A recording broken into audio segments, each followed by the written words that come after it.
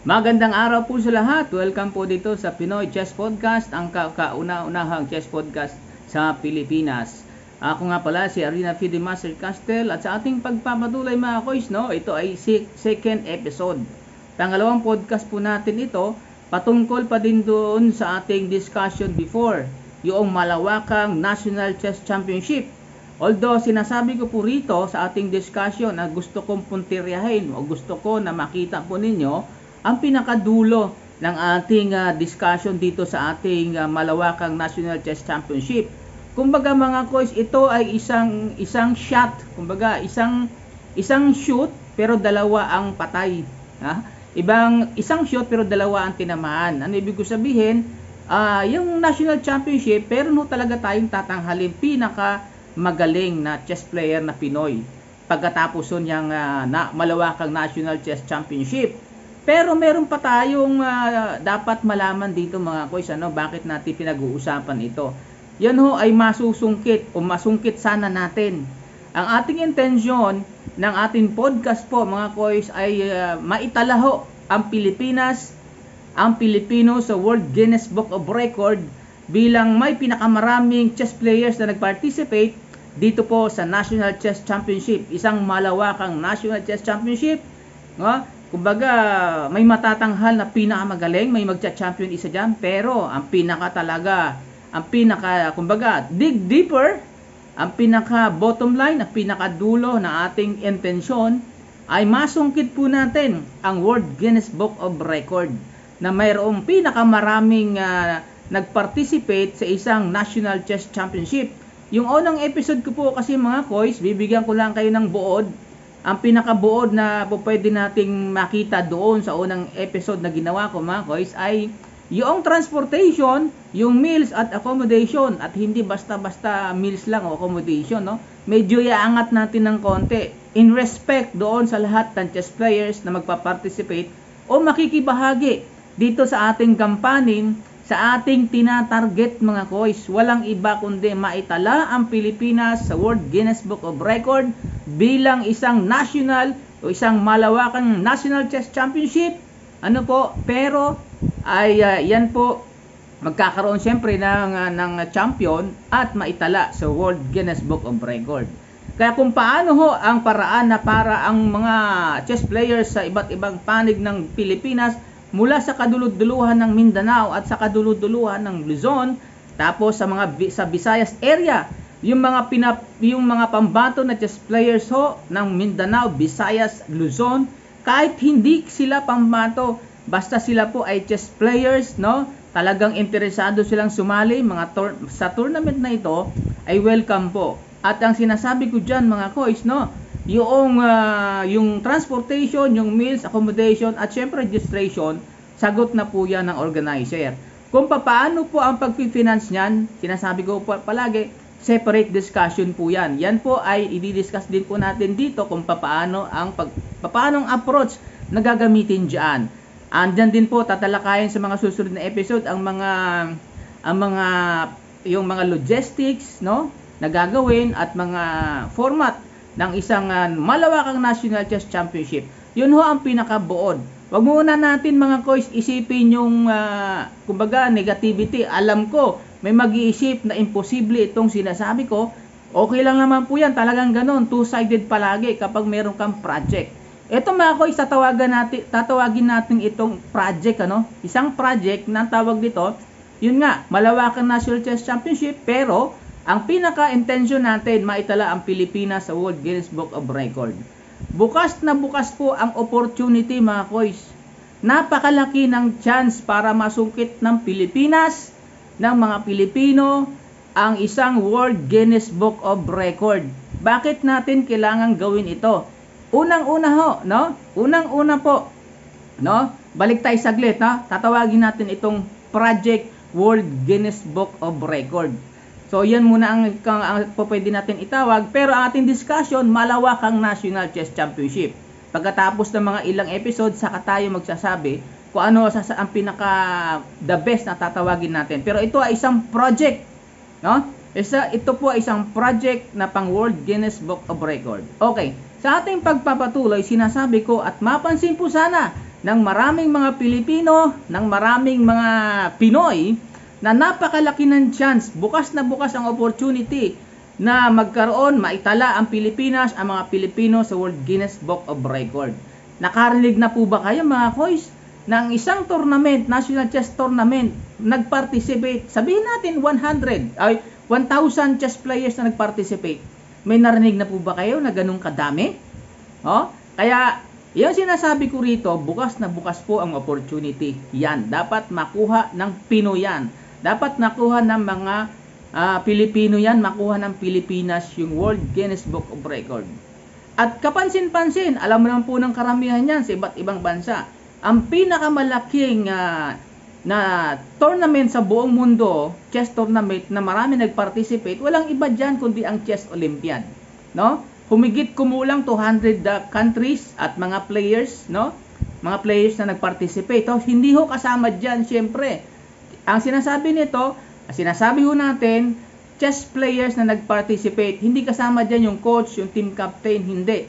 Yung nag-participate. So, ibig sabihin, chess players talaga yung ating kinukuha rito. Maitala sa World Guinness Book of Record. So, malinaw po yan mga koys. Yan ang sinasabi natin na ang pinakamaraming chess event na sumasali talaga ay yung Chess Olympiad. Understandable naman po yan. Pero ating pinupuntirya mga koys sa World Guinness of Record, kung talagang susungkitin natin yan, masungkit ng Pilipinas yan. Masukuha ng mga Pilipino yan. Mga koys, hindi ho mahirap makuha yan. Basta mga Pilipino, no, nagkakaisa. Focus lang tayo doon mga koys sa isang target, no? Ma-hit natin yung target na maitala ang Pilipinas, ang mga Pilipino sa World Guinness of Record. Kung ano man yung mga negativity, mga negatives, mga critics, okay lang po yan.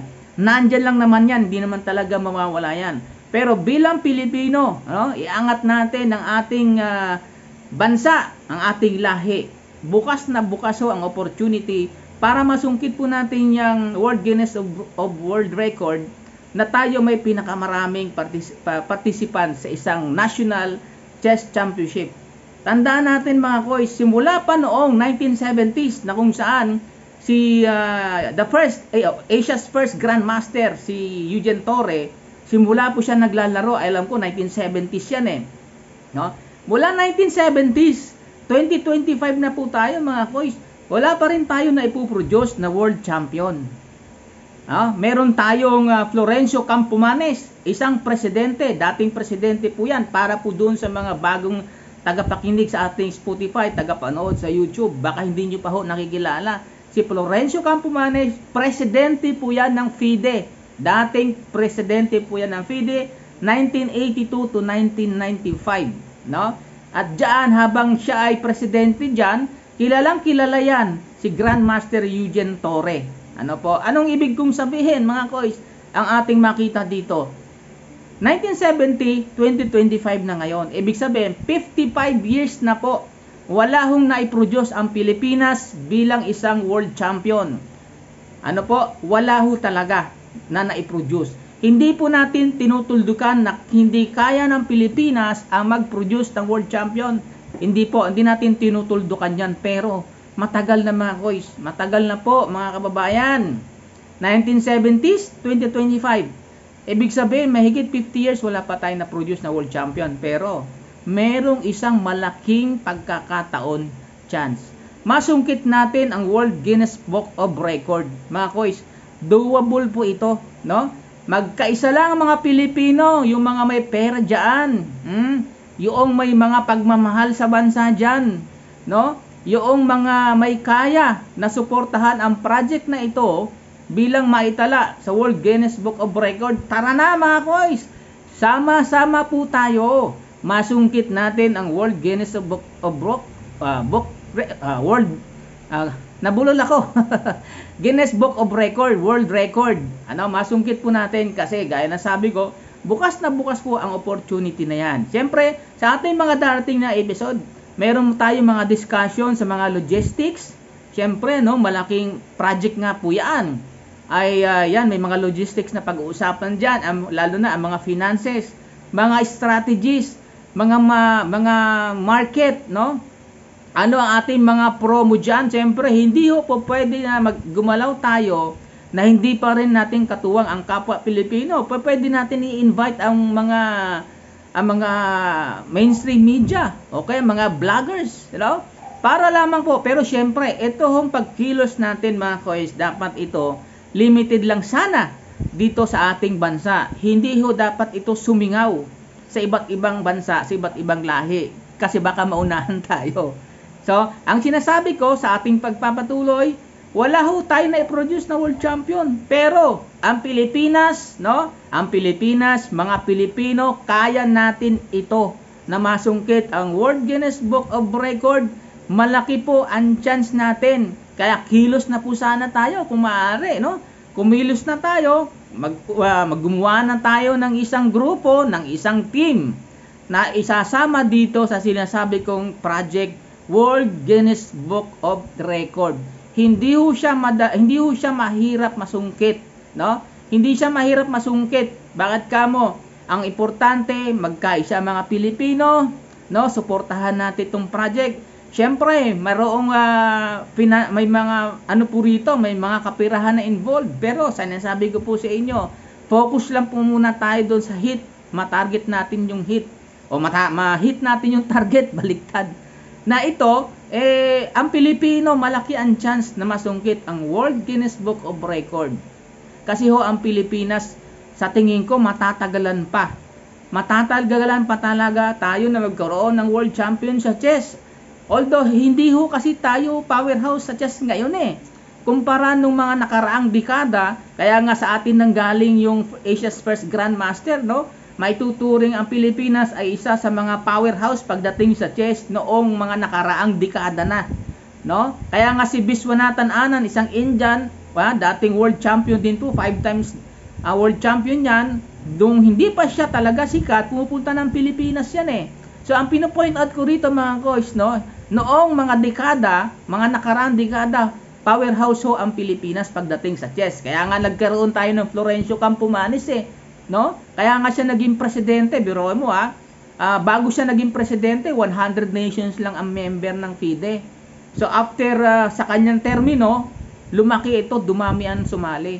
100 naging 150 nations na sumali, mas mahigit pa. So merong mga pagkakataon na ang Pilipino ho ay talagang nagsashine siya. Meron siyang katangian, may character po siyang pang-global na kayang umibabaw, no? Kaya ng Pilipinong maging top of the world. Kaya ho yan Sa tulong, syempre, sa awa tulong ng Diyos, lagi nating isinasama yan. Huwag nating baliwalaan yung kanyang magagawa sa ating project. Mga koys, kayang-kaya natin ito gawin. Maniwala kayo sa hindi, magkasama lang, magkaisa, sama-sama mga Pilipino, masungkit itong World Guinness of Record. Tandaan po natin itong 1 shot, 2 kills. 1 shot, 2 kills kasi ito ay malawakang National Chess Championship. Magkakaroon talaga ng isang Pinoy na pinakamagaling tatanghalin, pinakamagaling na manlalaro sa buong Pilipinas sa magpa-participate dito.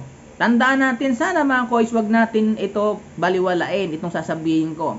Kung tayo ho ay nangangarap ma-target po ang World Guinness Book of Record, see to it, no?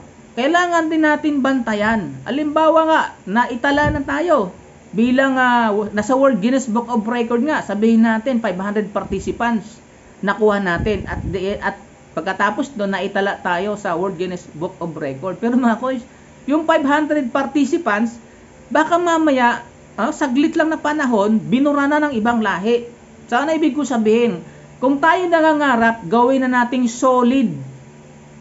Solid na yung record natin na mahirapan ang ibang lahi sa buong mundo.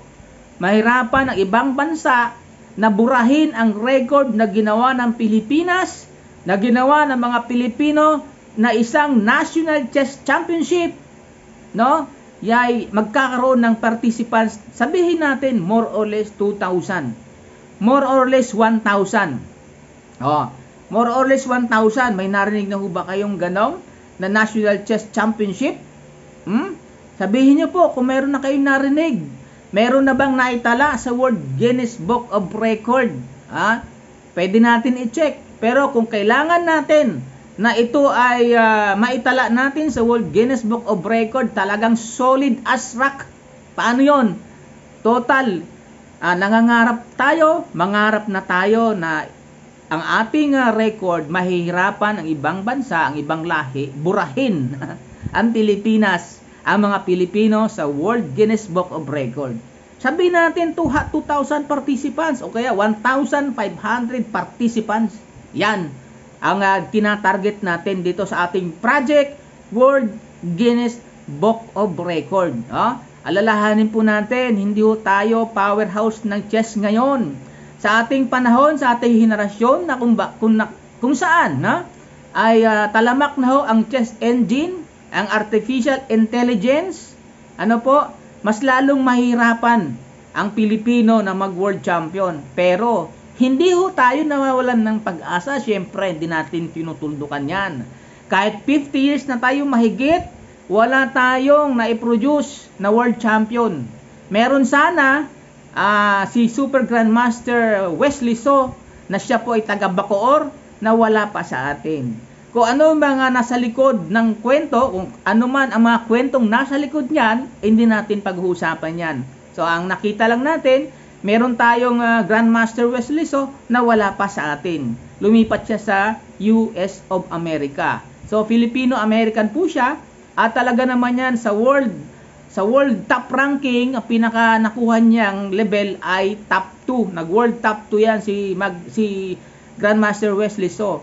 And yon, nawala na siya sa atin, nagkaroon nga tayo ng Wesley So, bihira lang pero nawala pa sa atin. So may mga problema din, pero hindi natin pinag-uusapan muna yan. Huwag mo natin pag-uusapan yan. Ang dapat nating makita, kung tayo ho, at syempre nangangarap tayo palagi, na magkaroon ng world champion. Lahat naman ng bansa nangangarap ng ganyan. Pero hanggang pangarap na lang ba yun? Yan lang yung mga tanong dyan. Pero itong opportunity mga koys, itong Project World Guinness Book of Record, ito ay bukas na bukas. Kayang-kaya ng Pilipinas, kayang-kaya ng mga Pilipino na masungkit.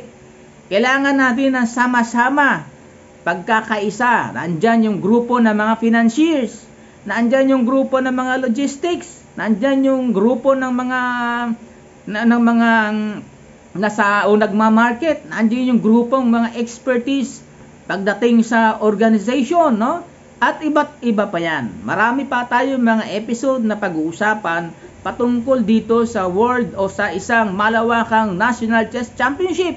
Pero ang kasabay nito ay maitala tayo sa World Guinness Book of Record. Yan ho ang isang bagay na alam ko na ito ay posible, mga koys. Posible itong mangyari. Kailangan lang natin ito ay sama-sama, Sama-sama po tayo rito kung paano natin ito gagawin. At kung sino yung mag-organize, kung sino po yung mga tao na isasama sa team, mag-usap-usap, pag-usapan ng maigi, Basta wala muna tayong focus doon sa mga critics. Hindi muna tayo hindi natin bibigyan ng lakas o maraming atensyon doon sa mga critics, doon sa mga negative na yung mga nagsasabi imposible yan, bakit kailangan gawin yan, mag-aaksaya lang tayo ng pera, ng oras, ng panahon. Wag muna natin pansinin yon for the meantime. Pero naandyan lang naman sila, hindi naman nawawala yan. Pero ang opportunity bukas para sa mga Pilipino. Malaking balita ito mga koys kapag ito na target natin, maitala sa World Guinness Book of Record. Yung mga powerhouse ngayon sa panahon natin, sisiguraduhin ko sa inyo magugulat sila. Diba? Ang United States of America, Russia, China, India, at iba pang mga bansa sa Europa, sila yung mga malalakas na merong chess players Pero kilos na tayo. Habang may pagkakataon, unahan na natin sila. Tayo mga Pilipino, mayroon tayong karakter na talagang nagsashine. Banggitin na po natin dyan pagdating sa awitan. Pagdating sa social media, sa kantahan, kilala ang Pilipino. Pagdating sa karagatan, sa mga seaman, nako mga koys, sikat ang Pilipino. Pagdating sa mga engineers, sa mga skilled workers, andyan sa Middle East, halos karamihan dyan, maraming mga Pilipino. marami hong pagkakataon na ang Pilipino ay nagsashine globally. This time, no, gawin natin itong World Guinness of World Record. Itong malawakang National Chess Championship, mga koys, kayang-kaya natin itong gawin. Bukas na bukas ang opportunity na yan. Yan ho, mas madaling makuha yan kaysa mag-produce tayo ng World Champion. Yan lang po mga koys, maraming salamat sa inyong pagsubaybay, no? Sa inyong panunood sa YouTube channel at pakikinig sa Spotify. At sana huwag po kayo makalimot na sana i-subscribe nyo po. Ano po, mag-comment kayo at i-like nyo po. I-share ninyo itong podcast natin. Ito po ay Pinoy Chess Podcast, ang kauna-unang chess podcast sa buong Pilipinas. Maraming salamat at mayroon pa tayong susunod na episode related pa rin po dito sa ating project World Guinness Book of Record. Maraming salamat, magandang araw po sa inyong lahat.